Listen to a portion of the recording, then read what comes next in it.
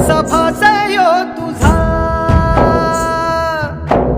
देवा कसा फासयो तुझा र, देवा कसा फासयो तुझा.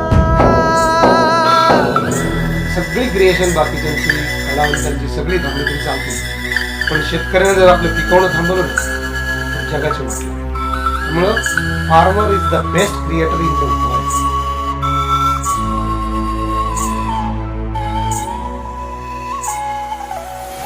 लागला मनाला घोर, सोडावं कोड कस जगाव तू गेल्यावर.